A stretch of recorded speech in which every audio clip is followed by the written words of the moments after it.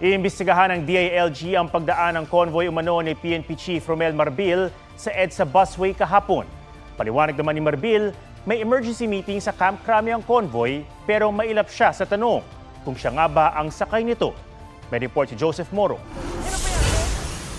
Sa pagdaan ng sasakang ito sa EDSA busway kagabi, tinanong ng DOTR Special Action and Intelligence Committee for Transportation o SAIC kung sino ang sakay ng sinitang convoy.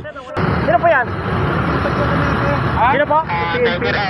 Ay, bawal po dito dumaan, sir. Sinabi ko na po yan eh.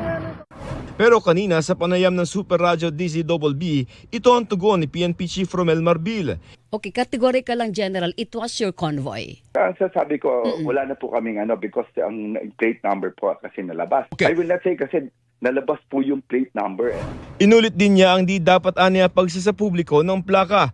Let's come up with a protocol kasi hindi ka pwede maglabas ng plate number. That's a privacy po. Hindi ka dapat magpahiya. Wala naman pong pinatay ito, but of course, di ba? Hindi pahiyaan itong paggamit ng kaya nga emergency eh. Pero dati nang sinabi ng SAIC na ang pag-video at pagsasapubliko ng operasyon ay para matiyak na walang pag-abusong nagaganap. Ang PNP ayaw ding sabihin kung sino ang nasa convoy maliban sa senior PNP officers raw ang lula nito. Sa paninita idinahilan din ng tauhan kung bakit dumaan sa busway ang convoy at nangakong babalik para magpatiket. Minumonitor namin yung rally. Sir, wala kayong coordination. Pero sinabi ni Marbil sa interview na papunta raw ang convoy sa isang emergency meeting sa Camp Crame.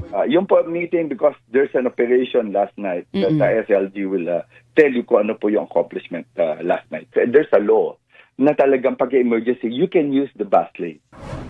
Kinumpirma ni DILG Secretary John Vic Remulla na ipinatawag niya si Marbil pero I did not give instructions to violate any traffic laws to get there. Kahit ako, hindi ako gumagamit ng busway.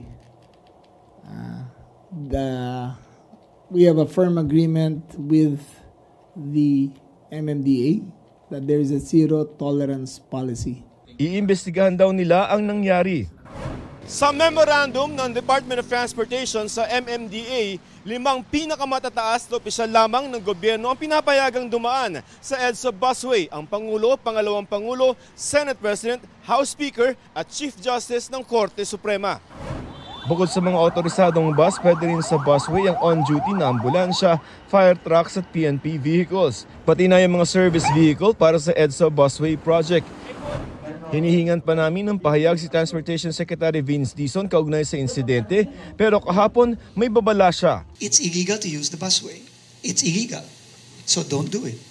Joseph Morong nagbabalita para sa GMA Integrated News.